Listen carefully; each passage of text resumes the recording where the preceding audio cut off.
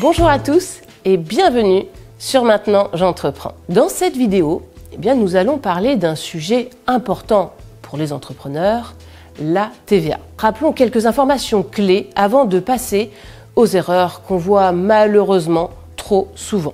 Ce sont des choses qui peuvent paraître évidentes une fois dites, mais beaucoup de créateurs n'y font pas attention. Et ce n'est pas qu'un effet de titre pour cette vidéo, bien sûr.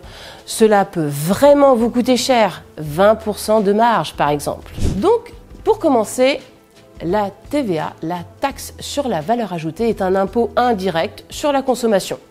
Elle est collectée par les entreprises sur leurs ventes et reversée bien sûr à l'État. Et ce détail n'est pas anodin. Sylvain en parlait récemment dans notre podcast Raconte ta Life, que je vous invite à suivre bien sûr. Nombreux sont les créateurs qui l'oublient tout simplement, parce que dans de nombreux cas, la TVA est l'objet de 2 acomptes annuels, en juillet et en décembre.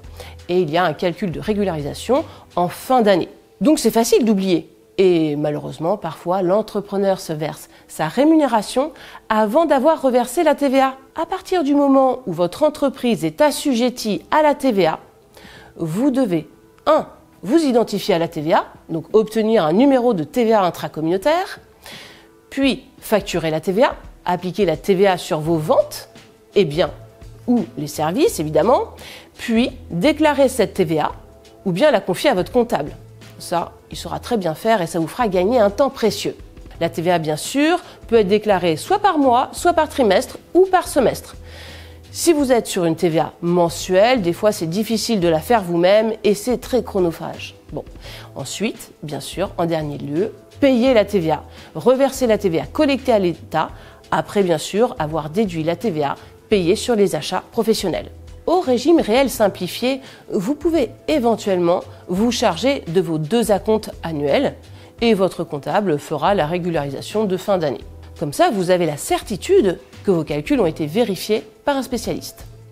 Et enfin, cela veut dire mettre en place une organisation pour suivre et vous assurer que tout cet administratif, facturation, déclaration et paiement seront faits sans erreur et dans les temps. Voyons dès à présent les 3 erreurs clés. Les 3 erreurs clés que les entrepreneurs doivent absolument éviter.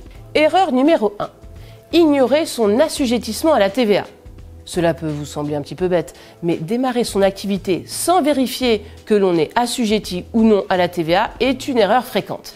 Et il arrive que les entrepreneurs bâtissent leur politique de prix sans anticiper et qu'ils devront ensuite reverser 20% de leur chiffre d'affaires à l'État. Donc dans ce cas, à la fin de l'année, c'est 20% de marge en moins. Pour savoir si vous êtes assujetti, consultez les seuils de chiffre d'affaires en deçà desquels vous n'êtes pas assujetti. En création, souvent, on recommande de rapidement consulter son comptable pour anticiper toutes ces obligations. Erreur numéro 2, négliger la franchise en base de TVA.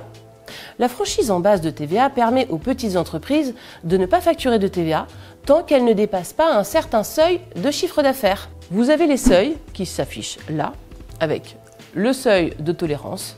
Cela peut être une réelle opportunité au démarrage, car vous simplifiez votre gestion comptable et vous réduisez vos prix de vente, ce qui peut attirer plus de clients. En clair, c'est vraiment un gros tracas de moins à gérer. Simplement, il faut avoir en tête que vous n'allez pas pouvoir déduire la TVA sur les biens et services que vous allez acheter pour les besoins de votre activité. Donc parfois, ce n'est pas forcément un bon choix à faire. À noter, avec la franchise, vous devez mentionner sur toutes vos factures adressées à vos clients la mention qui s'affiche à l'écran ici et qui indique TVA non applicable, article 293B du CGI, du Code général des impôts.